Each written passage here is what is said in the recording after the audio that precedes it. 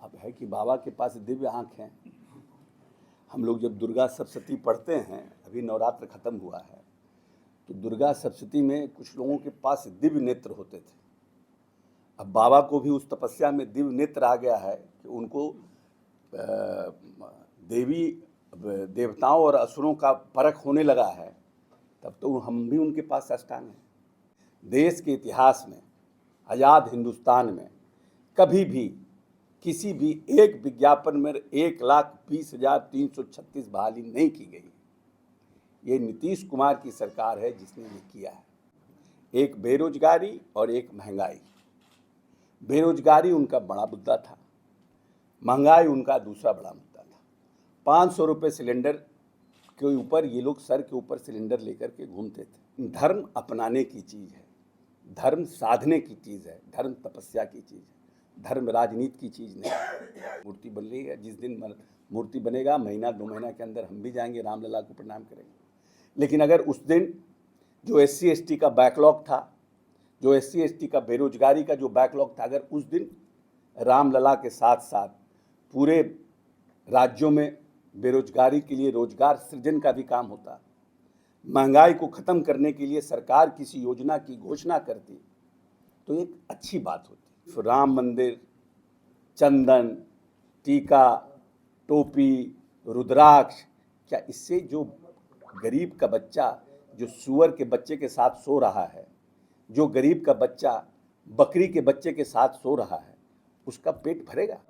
पूरी तरह से दलित समुदाय, अनुसूचित जाति जनजाति का समुदाय संगठित रहे कि भविष्य में वैसे राजनीतिक दल जो संविधान पर टीका टिप्पणी करते हैं, जो आरक्षण पर टीका टिप्पणी करते हैं, उन लोगों के जो नकारात्मक सोच है दलितों के लिए, उनको करारा जवाब दिया जा सके।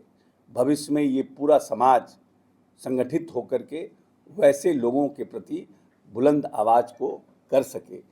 हम लोग पूरे प्रदेश में हम लोगों की जो टीम है वो भीम संसद कार्यक्रम को लेकर के पूरे प्रदेश का दौरा कर रही है। अलग अलग ज़िलों में अलग अलग मंत्री, अलग अलग विधायक, अलग अलग पूर्व मंत्री, सब लोग इस भीम संसद कार्यक्रम को सफल बनाने के लिए, वो हमें संविधान में अधिकार मिला। और संविधान में अधिकार इसलिए मिला क्योंकि कहीं ना कहीं हमारे साथ असमानता की गई। और उसके बाद जब आज़ाद हिंदुस्तान में संविधान का निर्माण कराया गया तो बहुत डिबेट्स हुए उस पर। बहुत लोग आरक्षण के पक्ष में थे, बहुत लोग आरक्षण के विपक्ष में थे। लेकिन वो डिबेट के बाद जब संविधान का निर्माण कराया गया, समानता का अधिकार मिला।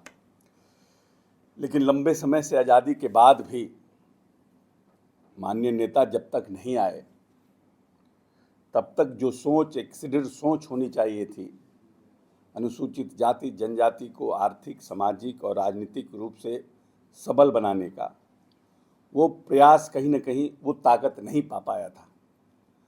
और जब 2005 में नेता आए तो उन्होंने इस प्रदेश में जो कल्याण विभाग 40.48 करोड़ रुपए का कल्याण विभाग था, जो अनुसूचित जाति जनजाति के साथ साथ पिछड़ा अति पिछड़ों के कल्याण का काम करता था, उस विभाग को माननीय नेता ने अपनी दूरदर्शी सोच से 2 भागों में विभक्त करने का काम किया। सबसे पहले इस प्रदेश में 2007 में अनुसूचित जाति जनजाति विभाग का निर्माण हुआ और पिछड़ा अति पिछड़ा विभाग का निर्माण कराया। जिस कल्याण विभाग का बजट इन दोनों समाज, जो लंबा बड़ा समाज था, लगभग उस समय 2007 में ये माना जाता था कि दलितों की आबादी, अनुसूचित जाति जनजाति की आबादी लगभग 15-16% है और पिछड़े अति पिछड़ों की आबादी लगभग 30-35-40% है। उस विभाग का बजट मात्र 40.48 करोड़ था। और उस बड़ी आबादी को केटर करने के लिए जो कल्याण विभाग था, वो माननीय नेता को लगा कि ये सक्षम नहीं है और उन्होंने 2 विभाग में इसको विभक्त किया।